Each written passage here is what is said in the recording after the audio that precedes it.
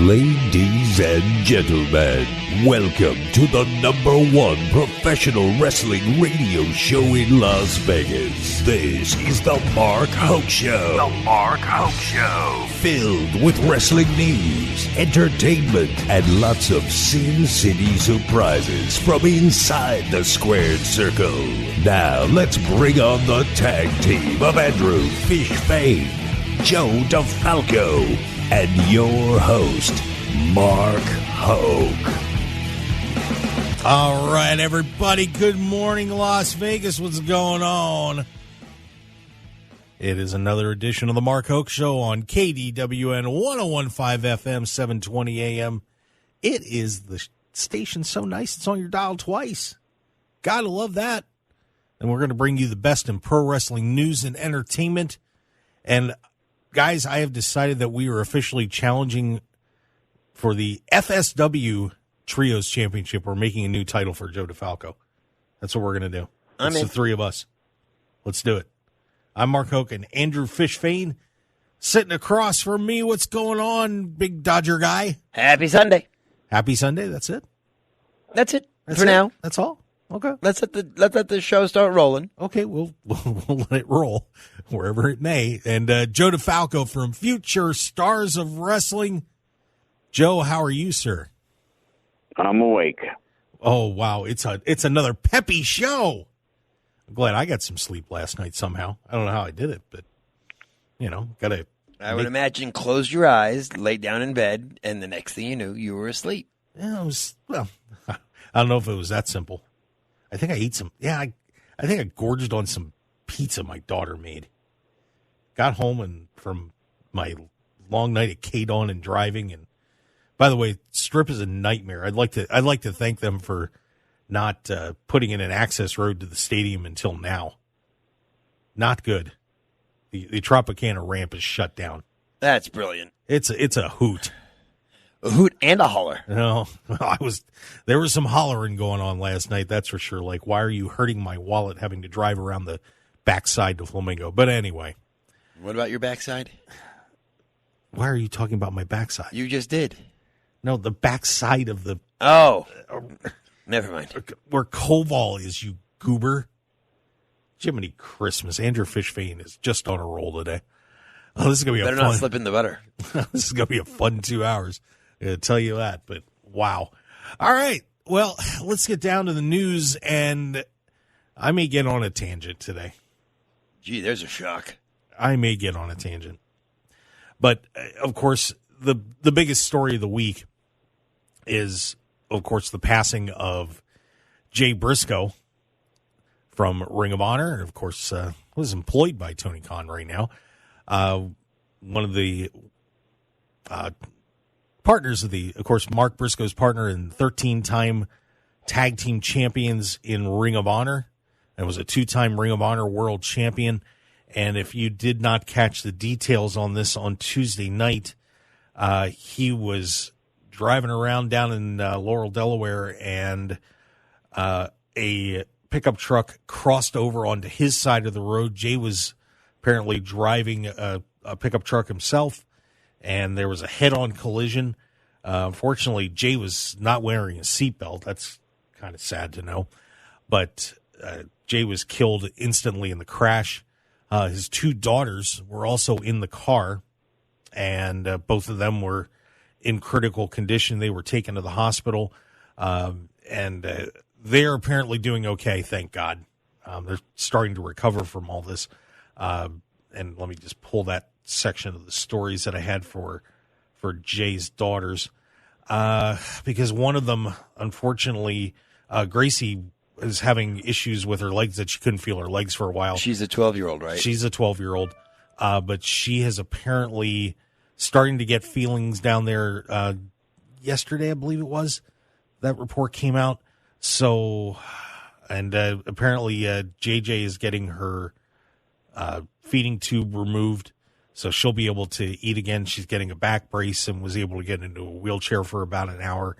So the 2 kids are apparently going to be all right, thank God. But unfortunately, we lost Jay Briscoe, and the wrestling community was very quick to post a lot of incredible stories about Jay and talking about just how terrific a guy he was and a great dad and a mentor. I couldn't find anything that was resembling a blah comment or a negative comment about Jay. Not that there should be, but when someone dies, generally speaking, people don't come out and say, "Oh, what an idiot, he deserved it." That doesn't generally happen. You're only going to see people praising him, as they should. And it was a lot of, and it was from everybody in the wrestling community. I mean, from all sides, WWE, AEW, Ring of Honor, independents, and so on. Just universally praised for 20 years of work in Ring of Honor. He was their first match all those years ago, and sadly we lost Jay. And but before we get into the negative side of this story, guys, your thoughts on Jay Briscoe? Joe, I want to start with you. I didn't know if you had any interactions with Jay in the past, but your thoughts on Jay Briscoe and him being gone. I'll tell you what, when my kid mentioned, let me know about it, it was so surreal. The thing is, it's like, yeah, everybody says nice things about somebody after they pass, but what I noticed was that the outpouring was humongous. There was so many people that came out, to talk about Jay Briscoe. And a lot of times you see people saying some nice things, but it was all over the place extremely quickly. I never had the opportunity to have him wrestle on any of our shows. We've talked a few times through Kenny King, obviously, who was in Ring of Honor. And, he was a guy that everybody had nothing but good things to say about. Even before this. And, it's just tragic. When you hear the story, it's like, man, somebody crossed over and there's nothing you can do about it. And it's great to see that the kids are going to be okay, but, it's a tag team, the Briscoes, that not enough people know their greatness. Because of being in Ring of Honor and never getting that opportunity in WWE, there's a lot of people who only heard the name on Twitter and Facebook this past weekend. And just the matches that they had recently, and of course they couldn't be on AEW, but when they did the pay-per-views with FTR, everything was how great the Briscoes were, and it's just a shame.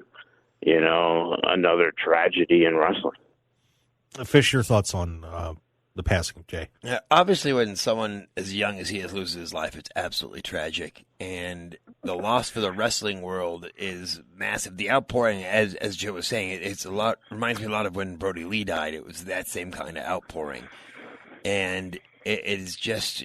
The worst part about it is, like you said, there was just nothing that could have been done. It was going to happen, and it's absolutely brutal. I feel absolutely horrible, obviously, for his family and for Mark, who now has to continue on without not only his brother, or not only his partner, but his brother. So it is truly a tragedy in all senses of the word, and just a shame. And it is really good to see how many people from how many different arenas and walks of life are commenting on how amazing a person he was. And what really struck me about everything that I saw on Twitter, and I retweeted a lot of the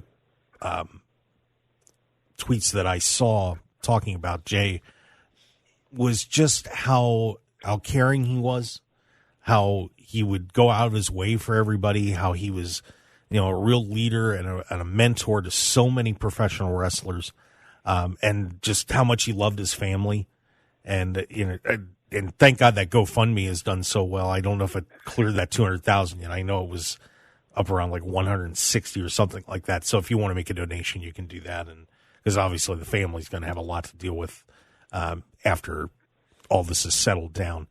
And, it just really blew me away how many people were coming out and talking about Jay, because you would think, well, he was in Ring of Honor, but of course Ring of Honor was a very popular promotion for a long time, and so many superstars that are wrestling today came out of the ROH system, which means they worked with Jay and they knew Jay. And really the Briscoes, in terms of being a tag team, probably one of the top 3 to 5 tag teams in the world. The matches with FTR. I don't think there's probably about it. I think there's definitely one of the top 3 to 5 tag teams in the world right now. Really, reminded everyone how amazing these guys were. And, to me, how sad it was that they were never put on the world stage like they should have been because of what happened. So, unfortunately, we've lost Jay, and we want to wish his family all the best.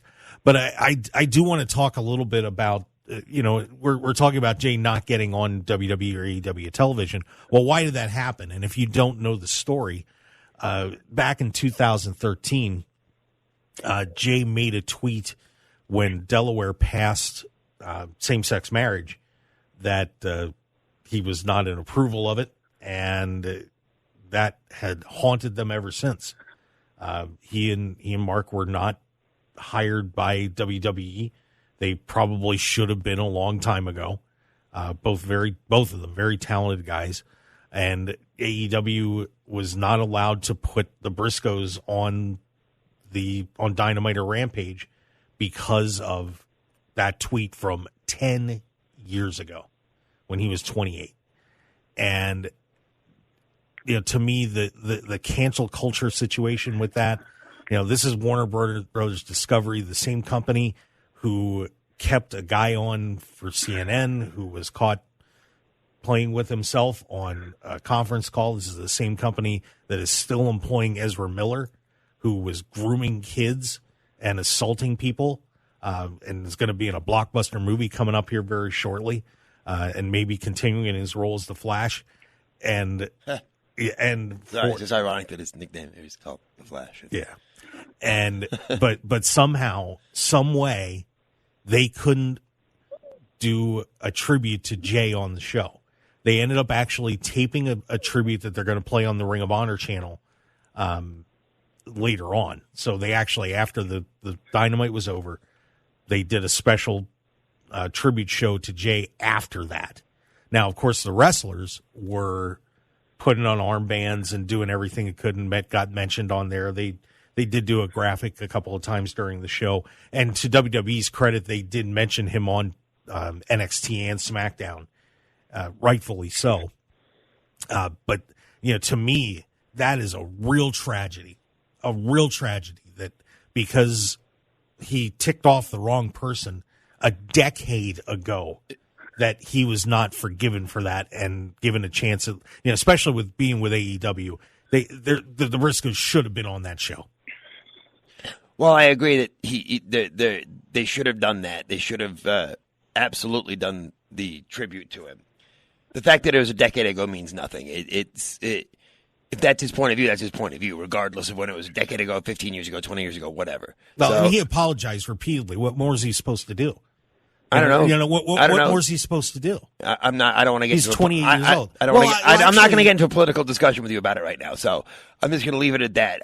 But the fact that WWE didn't hire him may have been a mistake. But at the same time, Vince McMahon's lack of love for tag teams is more than obvious. And while they absolutely should have been hired by WWE, they weren't more because of, I think, their Vince McMahon's short-sightedness when it comes to the tag team division.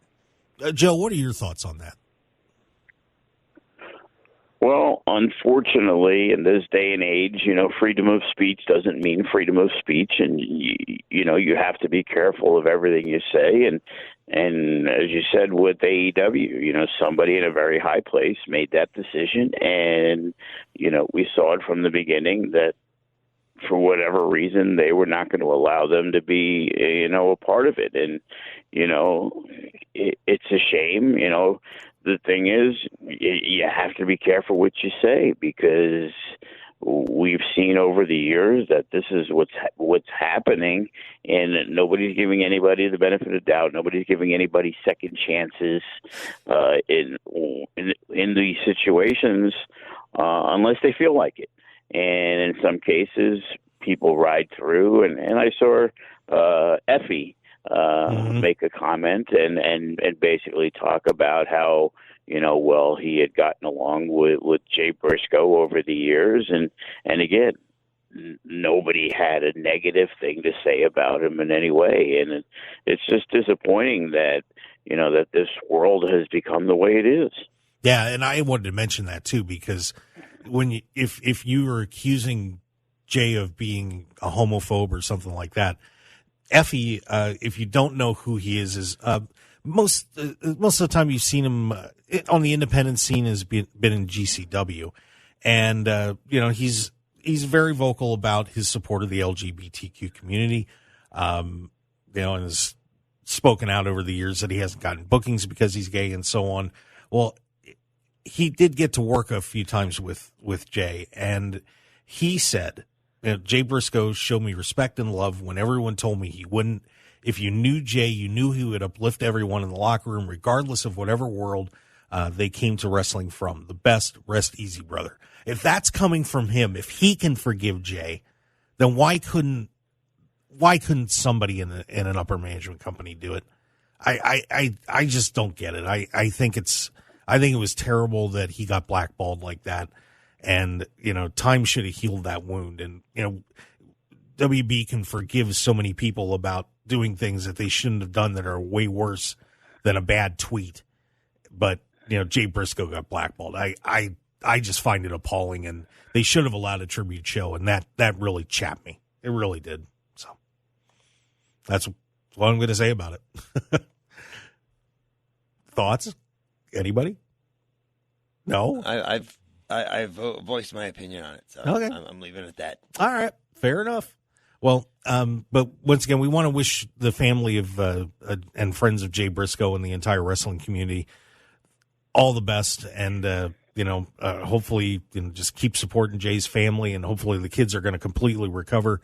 And I know they even shut the school district down there for where the kids went for the day. After this happened, very tight community there down in Delaware. So I want to wish them all the best, and, and hopefully Mark's going to recover, and maybe we'll get to see Mark wrestling on. I hope that's going to happen fairly soon. So that'll be interesting to see where Mark's career goes from there, because he's pretty darn good too. So I would think that may be one of the tougher things for him to do, is lace the boots back on.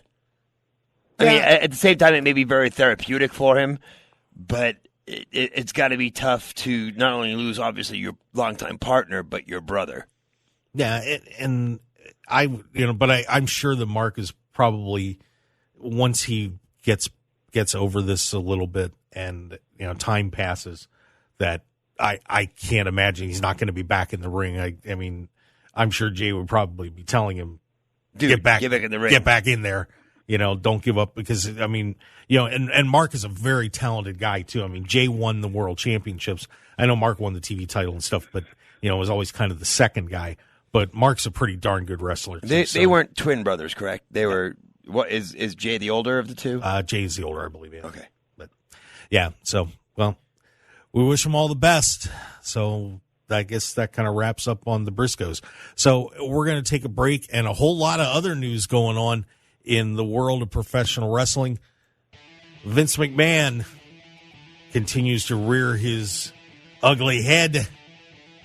More stories about Vince, and the Royal Rumble's coming up, guys. Saturday night. Yes, it is.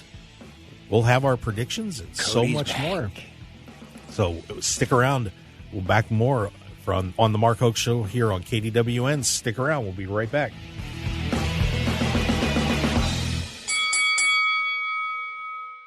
.1015 FM KDWN. This is the Mark Hoke Show. The Mark Hoke Show. Here again, your host, Mark Hoke. And we are back on the Mark Hoke Show on KDWN. The best in pro wrestling news and entertainment. We've taken over every verse, the universe, the multiverse, poetry verses. Every single one. Every one of them, because we're that darned good. I'm Mark Hoke. Thanks for being with us. Andrew Fish Fain sitting across from me here. Yes, sir. Joe DeFalco of Future Stars of Wrestling. Joe, you got a big event coming up, by the way. Yes, huge. No Escape.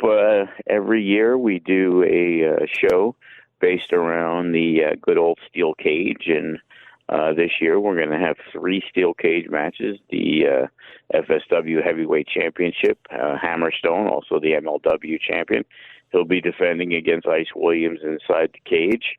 Viva Van, our women's champion, who you probably have seen on AEW Dark in the past, is taking on our former champion Maserati, who, you know, she's made the rounds. She's been on Impact, Ring of Honor, AEW. She's been all over the place. Another homegrown talent, you know, trained in FSW. And then we have a special grudge match. We're calling it our No Escape match, where you can't escape the cage. The only way to win is through a pinfall and submission between Nick Xander, one of our another young up-and-coming superstars, taking on Nick Bugatti, and your favorite guy, Danny Limelight. He's challenging Fish's favorite guy, Matt Vandergriff, for the No Limits title. It's going to be a great card. I was at No Escape last year. Amazing night of wrestling. So make sure you check that out. FSWVegas.com. Get your tickets now before it's too late. I will say this, and I'm not just saying it because Joe's part of the show, but every show that they've ever done that I've been a witness to or heard about has been an amazing show. You cannot have there is no bad FSW card. Man, and that main event's going to be fun. Williams is a very, very good wrestler, and Hammerstone is just a freak of nature. Just Hammerstone's a beast. Oh. Yeah, you know, a couple weeks ago, or last week, I guess it was, Gabe Sapolsky, who used to run Evolve, and Paul Heyman's personal assistant and right-hand man. He's part of WWE once again. He came down to our show and checked out training on the Thursday and basically scouting. You know, he let us know that the Triple H regime, as of right now, is still in place. He said, you know, he could be getting a text any time that he's going to be fired, but they're going to go business as usual. And business as usual is their, you know, the athletes that Vince McMahon was very high on and forgetting about the independent wrestlers, they're going back to the old ways. They're going to incorporate both. So as much as the athletes, Triple H is high on that, but he also feels that the indie wrestlers are also needing to be looked at once again. So, you know, hopefully FSW and a lot of the better schools that are around. Gabe's also the extra booker for Raw and SmackDown, so we're hoping that we're going to have a good influx of FSW talent when WWE comes to Vegas for SmackDown March 24th, which actually will be the weekend of our next big Mecca event. So a lot of good things happening. Yeah. Las Vegas is just going crazy. It is wrestling nuts here in before you guys go on, I wanted to see your thoughts. Did you see the new Karrion Kross video with Kevin Sullivan? No, I didn't see that. It was really weird. I saw a thing, and Cross posted it, and there's really no mention of WWE. And then I checked on the Twitter, and he posted it there. Basically, Kevin Sullivan portrays his father. It's called The Name of the Father. You should check it out. And in the video, Kevin Sullivan, I assume, is supposed to be Kevin Kross' father. And he addresses him as Kevin. Scarlett comes in and calls him Karrion, and Kevin Sullivan's like, that's not his name. It was very interesting because it had no WWE reference to it whatsoever, and I'm curious as to where it is going. So when you guys get a chance, check it out. That would be interesting because if for those old-time fans, you know, like us, for example, who remember the Kevin Sullivan reign of terror in Florida Championship Wrestling, where he did the whole satanic thing with Bob Roop and woman, and it was one of the most incredible angles that you'll still ever see if you go back and watch some of the old time wrestling from Florida. It was incredible, and to see Kevin Sullivan getting with Cross, that would be something else, Fish, wouldn't it? Oh, absolutely. I mean, the character of Karrion Kross almost calls out for a guy like Kevin Sullivan. So if somehow that's a pairing that's going to be in WWE, that would be amazing. Yeah, that would be interesting to see Kevin in WWE again. Although the problem is, but I thought Kevin's working for AEW. The problem with He's Kevin in production with AEW, isn't he? That I'm not sure, right. but the problem with a Kevin Sullivan led issue is it becomes a little too similar to Bray Wyatt.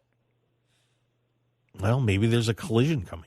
That's very true. Who knows? But there is a Kevin Sullivan who is a production guy. He used to be the head of production at Impact. I think that's what you're talking about. Okay, so got a different one there. All right. Well, pretty interesting stuff there. Well, and speaking of satanic things going on in WWE, I'm sorry, that may have been a little too far. Vince McMahon has extended the reign of terror since his return. Boy, don't cross the boss on that one. Don't ever cross the boss. Holy cow. Vince has come in and he has brought back a bunch of his old employees that are Vince McMahon people. Let's see, Executive Vice President of Operations, Chief of Staff Brad Bloom was brought back. He was supposedly had taken a leave of absence or had been fired. He is back.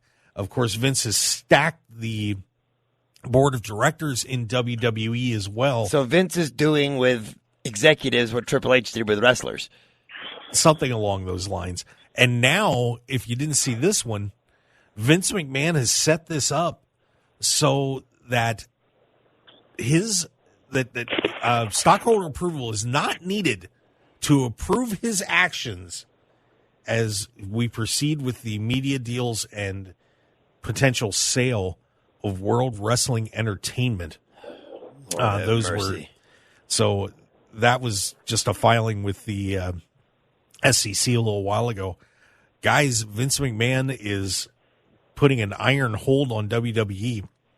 And of course, there's been reports as well that he's been making suggestions on creative. Just suggestions. Oh, Lord. He's not taking charge of creative, but he's making suggestions. Is it only a matter of time before Vince is back on TV and taking charge of this whole thing again? If he's making suggestions, then that's the next logical step. They're no longer suggestions. They are edicts. And it's just going to be a shame because that means everything that has been, all the good faith that Triple H has built up, everything that he's got working will be destroyed. Joe, what are your thoughts on Vince kind of getting his toe back in the water here? Well, if you're a Happy Corbin fan, I think that's good news for a lot of people. I think the guy that's going to knock off Roman Reigns is already in the company and ready to roll. I saw FTR made a comment that now they'd have to, they seem to have been a slam dunk to head back to WWE, and now I think that takes in question. He was on the podcast talking about how Vince McMahon tried to bring them down by saying they were going to be the next Tully and Arn, and they took it as a compliment, but it wasn't meant as a compliment from Vince McMahon. Wow. No, it was. Yeah, I saw that too. That the FTR was like, "Hey, we thought it was great." Vince was trying to insult him, and it was not an insult at all to them. Yeah, this is and that FTR comment is something that we talked about last week a little bit, that the pipeline of everybody saying, that was in AEW saying, "Oh, we're just going to go back to WWE." Now that Vince is back there, that pipeline is closing quick. I don't think that Vince maybe he doesn't care, but I don't think that Vince realized that people don't want to work for him.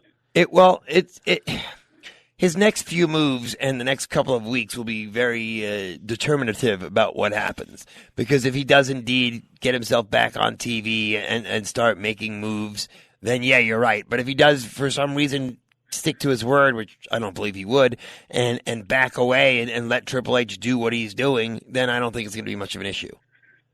Joe, what are your thoughts on that? Well, I think it's going to be interesting to see because this Monday they have the Raw is XXX, which when you go on Google searches probably isn't the what they were looking to do, but they're bringing back some of the real big names, and people are curious as if Vince McMahon is going to make an appearance on Monday. I couldn't imagine he wouldn't. That ego's just too big. Or 30th anniversary show. Yeah. I mean, I would imagine he'd be there, but I don't think him being there on Monday means anything one way or the other as far as taking over creative control. Well, I'm talking about him being on TV. That's what I think would be a very interesting part. Yeah, I would assume he's going to be there, but I'm talking about being on TV for the fans to see. I think what will be interesting will be if he is on TV, the fan reaction to him. And how he takes that, because it's possible the fans could be sick of his antics and show him what for, and that would be very interesting to see McMahon, not as the Mr. McMahon character necessarily, just as Vince McMahon and getting booed. Yeah, I don't believe he will. I think the crowd would welcome him back with open arms. Yeah, well, there's some people that are not welcoming Vince McMahon back with open arms, and I wanted to hit these two stories before we get to the break. The first one, there's been a lawsuit filed against Vince McMahon as a bunch of shareholders are apparently coming after him for his actions that he's been taking on his return to the board of directors. He already had one shareholder sue him, and now the Detroit police. This is an interesting one. Detroit's police and firemen retirement system sued McMahon last Thursday. They're seeking a declaration that would effectively block him from regaining control of WWE's board of directors and prevent him from expediting a sale of the company. So, well, they should be upset. The stock has risen like 30% since McMahon's there, and since they probably didn't put it in the fund, now they're wondering where the money is. They're like, oh, it's Vince McMahon's fault.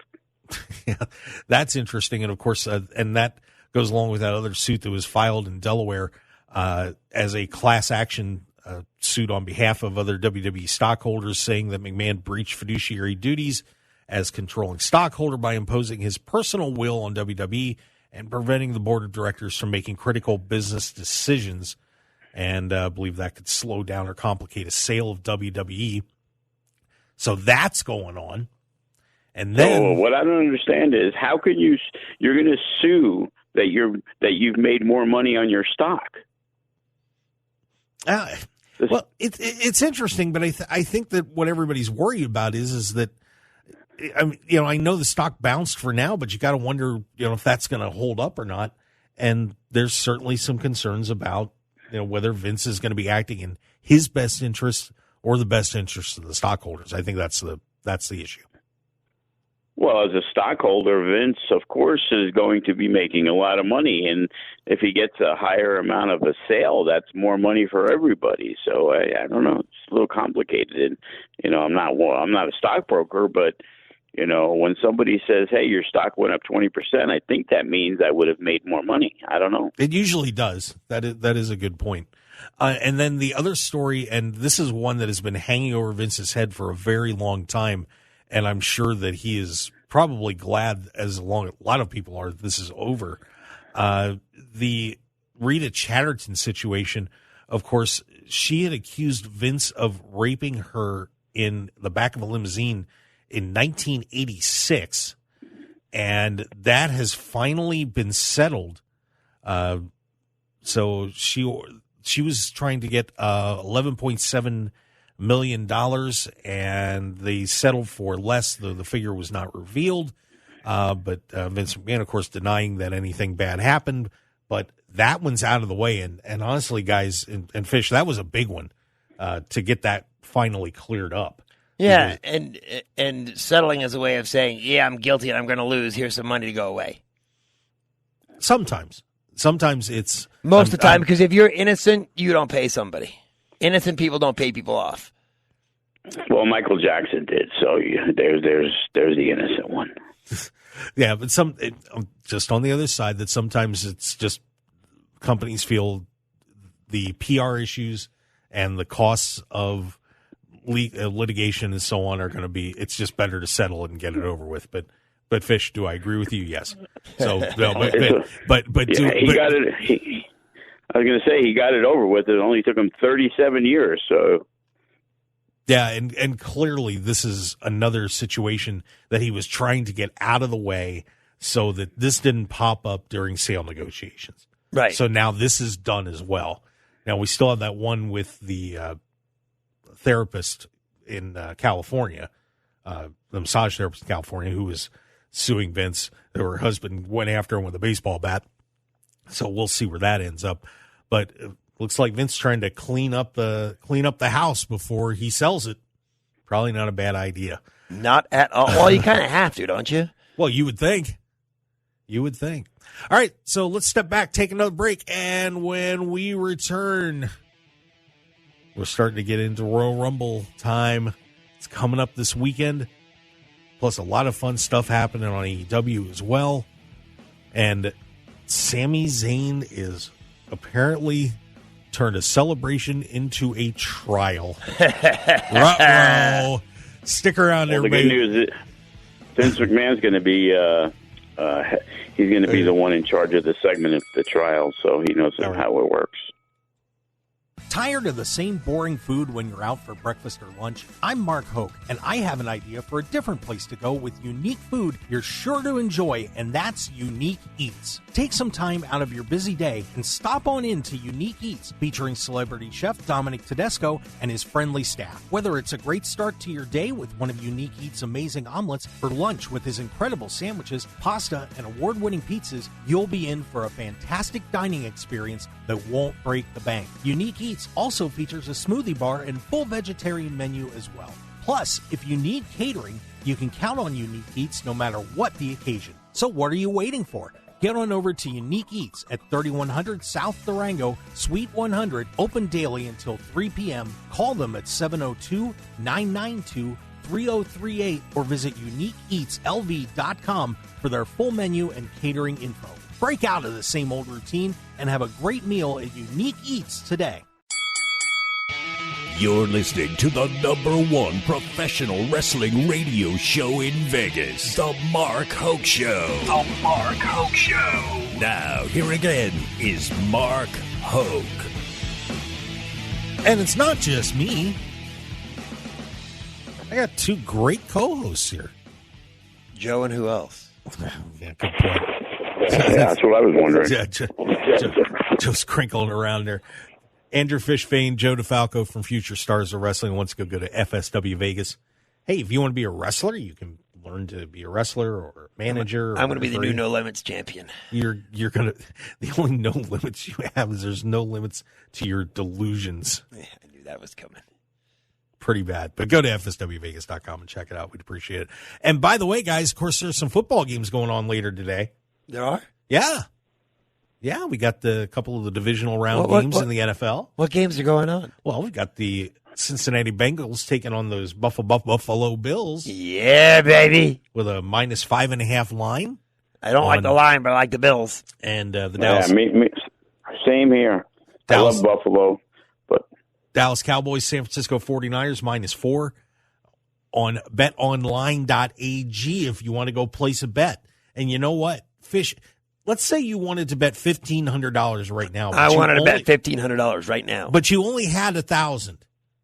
I'd be SOL. No, you wouldn't, because if you go to markhokeshow.com and click on the graphic and then put in that code BOL1000, you can get a 50% matching bonus up to $1,000. No. That means you could bet $1,500 on that game. Really? If you didn't have it. Wow. Plus, you can bet on professional wrestling. How about snooker? Snooker is on the board. Soccer, I love me some snooker. Martial arts, tennis, politics, anything you want. Holy mackerel. It's ridiculous. It's like a dream come true. It is. If you're a bettor, what are you doing?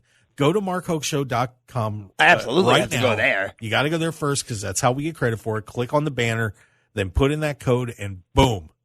And you can bet on who's going to win the Royal Rumble. And bet on me to be the new No Limits champion. And that's like a plus $2 billion. See, and you bet 1,500 on that, you'll be loaded. Oh, good Lord. Well, before we get too far into the WWE stuff, I do want to mention, of course, Raw is coming up. We got the Raw is XXX. I don't know what they were thinking on that. Well, I do, but whatever. But we do have the Raw. It's XXX show. It's the 30th anniversary of Monday Night Raw. Unbelievable. I mean, and especially if you look back at the first show ever from, what was it, the something ballroom in New York. Hammerstein. Hammerstein Ballroom, yeah. Versus what Raw has become. The difference is absolutely amazing. It is pretty incredible. It's been 30 years of memories. Stark, I believe, is the term. Stark. We've got a lot of big names coming back for this one. Hulk Hogan is going to be there. I had the list, and of course I somehow managed to lose it. There we go. Diamond Dallas Page, Ted DiBiase, Mike Rotunda, otherwise known as Ernon Shyster. Maybe he's Uncle Howdy. That would be fun. Alundra Blaze, Godfather, Jimmy Hart, Triple H, so many others are going to be back. Rikishi, Samu are going to be there. Of course, they're going to be involved in this trial of Sami Zayn that's going on. It was going to be a bloodline celebration, but apparently for some reason we have to put Sami Zayn on trial before the Royal Rumble. But guys, your thoughts? I mean, God, it's been 30 years. 30 years of Monday Night Raw. Love him or hate him, Vince McMahon changed the face of wrestling with Monday Night Raw. He made it viable that you could have a live show on, almost live because there were times that it was taped, but a live show on every single week and still survive and build your product and build towards pay-per-views and make the pay-per-views, or now PLEs, that much more exciting to watch. So it didn't necessarily seem it at the time, but it was history making. Yeah, Joe, we got about 30 seconds. Your thoughts on this big Monday Night Raw coming up? Well, it's crazy because if you look at the first Raw, back in those days, it was all jobber matches.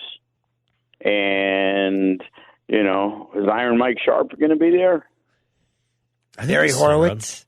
Yeah, Barry's still around. That would be fun. Brooklyn Brawler? Didn't he get fired? He's always around. Yeah, he's always hanging around. Steve Lombardi. Yeah, but it's going to be a fun night, and of course the main match on the card right now is Bobby Lashley taking on Austin Theory for the U.S. title. Just wonder if they're going to switch that belt again. Cage match between Becky Lynch again and Bayley. Oh yeah, that too. So a lot of good stuff going on. Should be a terrific show. Speaking of terrific show, we've got one more hour of ours coming up. So stick around for that. Of course, you can follow us on Twitter at Mark Hoke Show, Facebook, The Mark Hoke Show, and markhokeshow.com for the website. Podcasts are available, all your favorite podcast outlets. And, of course, just go to markhokeshow.podbean.com, and you can download those like people from over 160 countries and territories have across this planet. Where Joe and Fish were heard everywhere, and it's kind of crazy. So stick around for more. We'll be right back on the Mark Hoke Show here on KDWN.